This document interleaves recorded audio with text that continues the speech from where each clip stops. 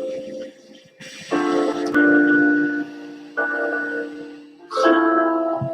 know what's funny? 2 years ago, I started this little venture into content creation. And now I stand here really finding a hobby in it and more so a passion. While some use it as a monetary means of living, I use it particularly as an outlet to help me during this time. And I feel like out of all the negative that's come out this year in 2020, one of the biggest positives has been I've been able to really focus and clarify myself and my mind through this simple little forum. Whether it's YouTube, Twitch, podcasting, or just being a wrestling fan out there on Twitter.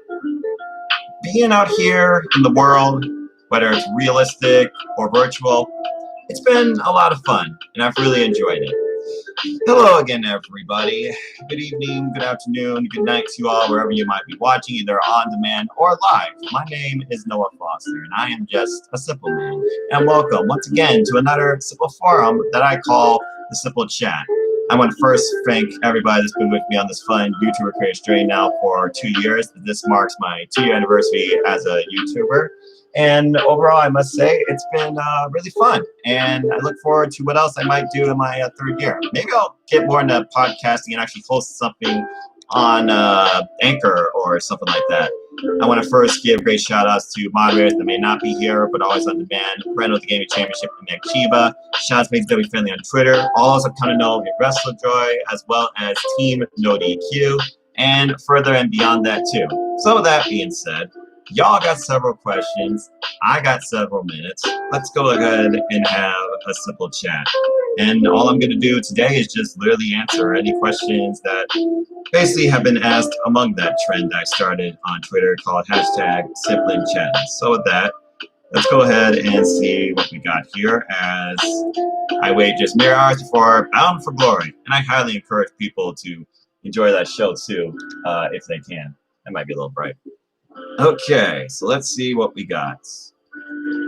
Randall, great man, he has asked me the following. Definitely been one of the strongest supporters of this forum. Thank you so much, sir.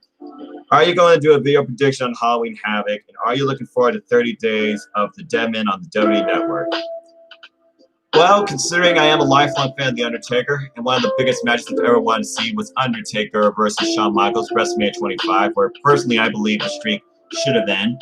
I am looking forward to it. I'm looking forward to seeing a different side of Glenn Jacobs and Mark Calloway as they sit down one-on-one and interview each other and talk about the times they had as the Brothers of Destruction or as rivals. I'm also curious to know what other behind-the-scenes details we might get regarding their booking as well. Maybe their support for one another. Maybe their fallout with each other.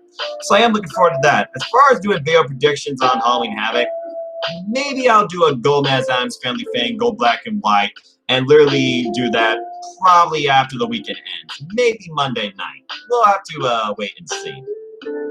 My good friend Lex, aka Pausus, ha ha ha. Thoughts on NXT UK this week? I enjoyed it. I'm really enjoying this different take that the show has taken on a weekly basis using this Heritage Cup tournament.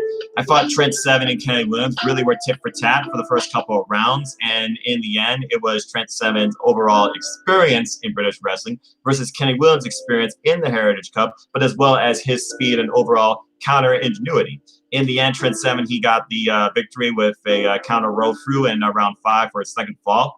And I thought it was a really good match. But definitely my biggest interest right now next to UK is Walter versus Ilya Dragunov, which finally comes ahead next week. And I am seriously looking forward to if Ilya can do what others have been unable to do. And that is dethrone Naring General for the NXT UK Championship. Do I think it's going to happen, though? I'm still thinking on that, actually. But overall, I enjoy NXT UK, and it makes me happy to watch WWE product again because, again, Raw and SmackDown have been kind of lacking for me, except with Roman Reigns. But I'm hoping the draft reignites my interest in both the main roster products soon. Thoughts on the MJF and Jericho segment? Well, I never was a big fan of musicals, I'll be honest with you. But when I think about what Jericho's creativity and how MJF and him literally are mirrors of each other in different generations, I thought that it all went really well, and it worked really good too.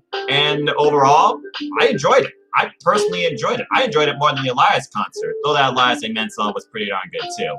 I will say this, the fact that they constantly worked on this Prelude 2 a.m. and editing took place like 22 minutes ahead of Dynamite, so they literally were finishing up during the show.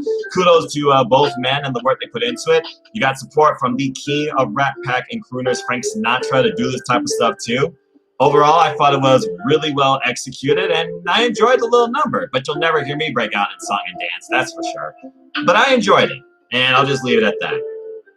B. Greatman asked, why WWE still doing Seth Rollins and Rey Mysterio feud? I don't freaking know. You figure that maybe after this bloodline thing sells, maybe Seth Rollins will have like a revelation and go back after the WWE Championship and stop this whole Messiah complex nonsense. But the fact that we have seen now Aaliyah show up on SmackDown with Murphy after Murphy and Rollins had, I will say, pretty darn good match in SmackDown, it looks like it's not happening anytime soon. I guess they're just stuck in this rut. I really don't know. It makes me wonder if this is all going to finally come ahead of Survivor Series somehow, where maybe you have Murphy, Mysterio, and Dominic take on Seth and two partners of his choosing, and Aaliyah will finally show where her heart truly stands. Though that subtle smile by Murphy makes me wonder if there's something more underhanded. Maybe they'll change the dynamic and do Dominic and Murphy.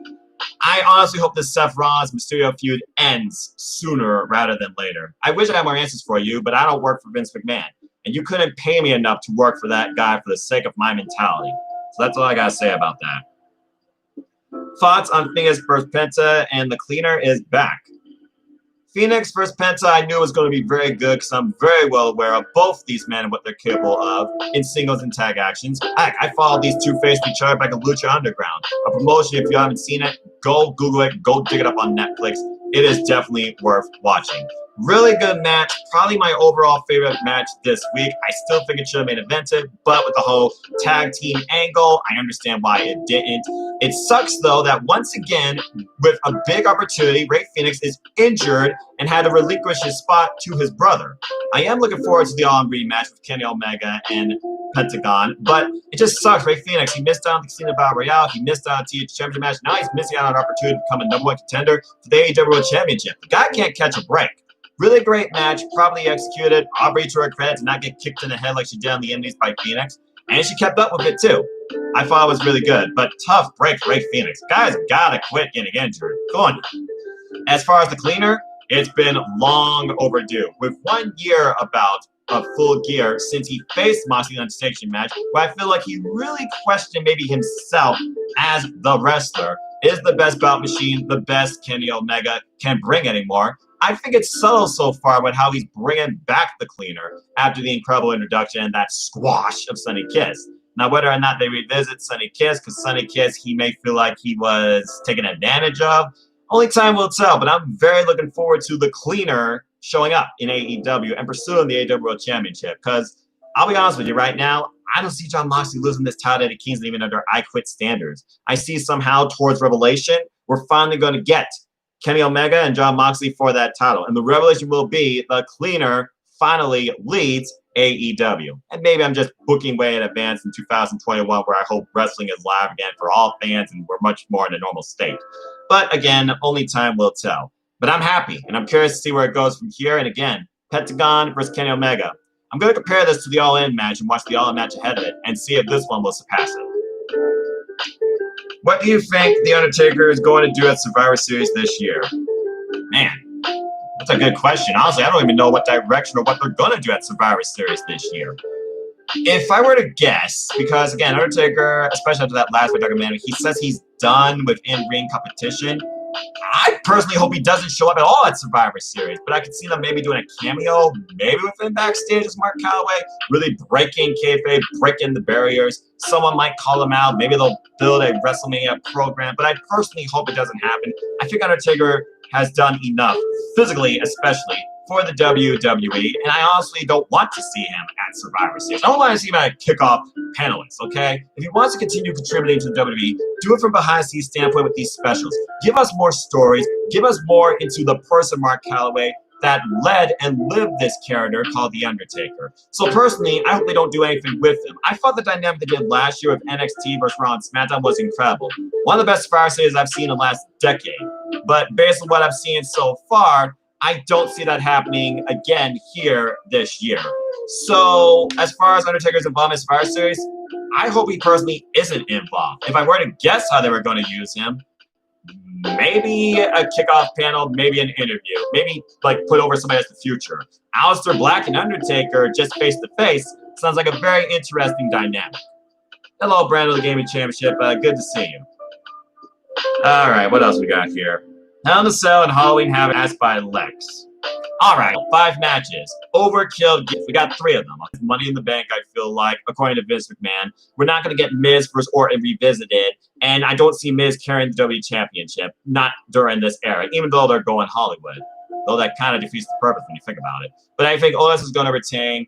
I think Bayley's finally going to stop her run. I think Sasha Banks, who, might I add now, has been in Hell in a Cell with all the other horsewomen. And though she's lost to Charlotte and Becky, I feel like Bayley is going to be the one that breaks that run. And I feel like Sasha will overcome Bayley and finally become Grand Slam and win the SmackDown Women's Championship. Drew McIntyre retains. Let's move on from Randy Orton. Give me AJ Styles. Give me Sheamus. Give me something new, something special, something different, something to look forward to. Orton's had enough chance to go after the WWE Championship. Move on. Have him take on Retribution. Have Retribution attack him after the match. I don't freaking know.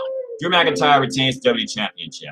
I'm invested right now in Elias. I will walk with Elias. I don't understand why he's feuding with Jeff Hardy, but apparently there is more stock in Elias. That's why they had him perform a song for his new album come out next week. I think Elias is going to win. Maybe it'll involve a guitar.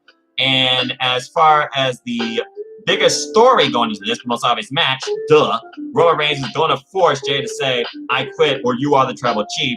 And I feel like he's going to show some alternative compassion by welcoming him back into the dynasty as his minion. And we're going to finally see the Roman Empire form. And shout out to Virtue, by the way, who's been thinking about this idea long before what might truly be happening right now. But I feel like it's pretty obvious to say all the matches are pretty much clear as day.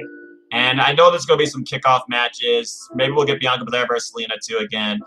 Maybe we'll get some tag team exhibition with maybe Street Profits and Dolph and Root. Would not surprise me. But of course, those matches, they don't matter. Because again, if it's announced on social media, they clearly don't have stock in you in WWE.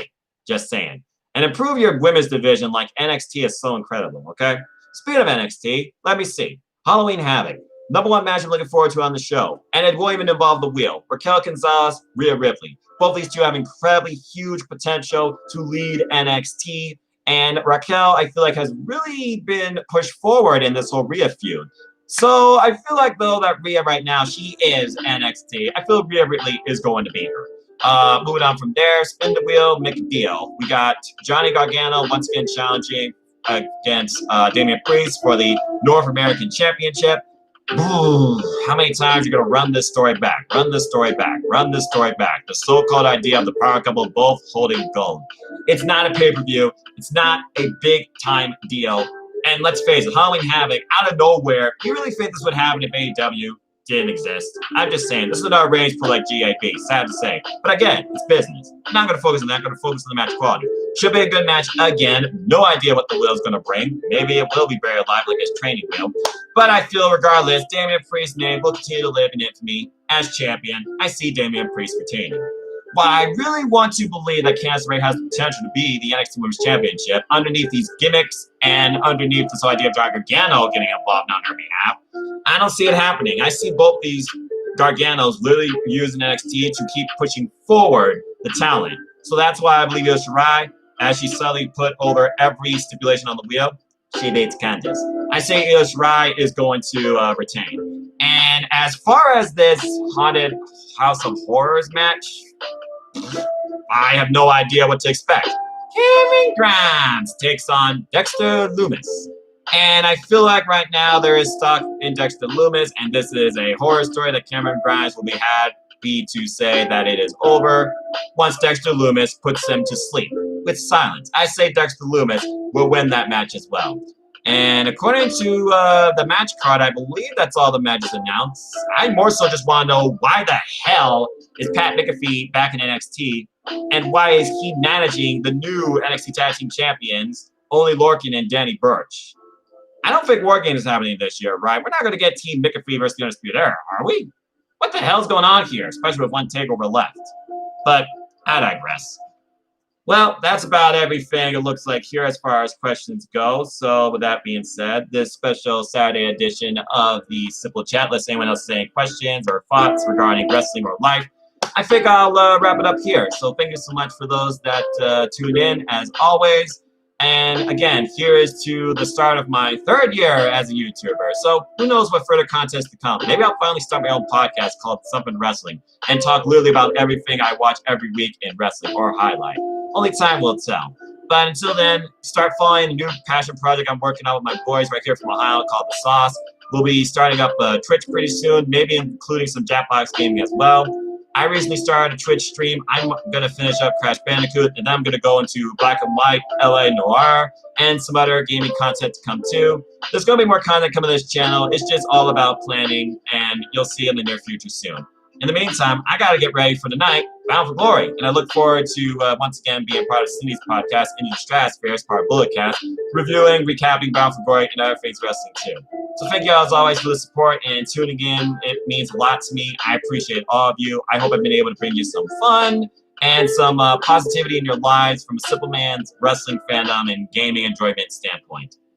Yes, Randall, put your hand over your heart and in a loud, clear voice say along with me, "We the people!" Despite Jericho saying that is a stupid idea from Back Creative, I thought that was pretty entertaining. I wouldn't mind seeing subculture back on my screen. Cut the music. Or, challenging someone like Bryce Rensburg, if that is his real name. Anyway, that's all for now. You want to know more about me, know this. As always, I'm just a simple man and a lifelong fan of ...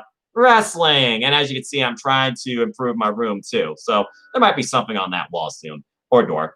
As always, you know what I'm about in the description down below. Support No DQ, support WrestleJoy, support Team All Elite, support the Primetime Predictions, support for wrestling. That's the heart of it, folks, for all of us as wrestling fans. I wouldn't mind taking 7 minutes just having a simple chat with somebody like Kylan King, Yee Johnson, or some up-and-comer on the wrestling scene, because I feel like we need to be there for one another, whether you're a wrestler, non-wrestler, fan, something in between. We're all humans. We're all common, simple people at the end of the day. And I feel like we need to be there for one another and support each other in times of crisis and need. You never know what might come from it. There needs to be more positivity, some more support, some more humanity, some more conscious thinking, I feel like, for us to thrive as a society. Just saying. Anyway, as I say, support pro wrestling outlets big and small. Let's keep going this incredible, diverse, unique, elite, authentic, unscripted, unrestricted wrestling community together. Simple as that. With that being said, thank you so much again for tuning in. As always, please like, share, subscribe, comment, tell a friend. Hit the bell and all that videos I'm on this channel. Hit the subscribe button, help me keep growing this channel. Shout out to all 170 of you that's been with me now on this fun YouTuber creator's journey. We're 2 years in, and it's not letting up anytime soon. Content to come includes, again, I'll be working with other forums on recaps and reviews in wrestling, The Sauce, Into the Stratosphere, Wrestling Rundown. There'll be another simple chat as always, normal time, next week, Friday night, 7 p.m. Eastern Standard Time. There'll be more coverage on NXT, NXT UK, AEW, and of course, NJPW as we head towards Power Struggle, Best Super Juniors, and the World Tag League. Wrestling's not laying up anytime soon, and neither am I, because this is what keeps my mentality in line. And I hope it does for you too. So until next time, take care and enjoy life. Tomorrow's never guaranteed. Treasure your families and enjoy wrestling. There's more of it now than ever. Find some promotion, somebody, some friend, some rival. Challenge virtue if you choose to. Find something that connects with you, and find joy and fun and positivity out of it too. Like I did with WrestleJoy. Probably my greatest positive to take away from this year. Thank you so much, WrestleJoy, for everything you do and bring to the wrestling community too. And until next video, just please exercise safety. Be aware of those around you. Protect yourself, protect your family members and loved ones too. Don't live in fear though. Just wear a mask anytime you're out there, over your nose and mouth. We'll get through this together. There's a brighter 2020 on the horizon. I truly believe that. And I hope you all just enjoy your weekend. And if you can, support Impact Wrestling and watch Bound for Glory tonight. And have a wonderful day.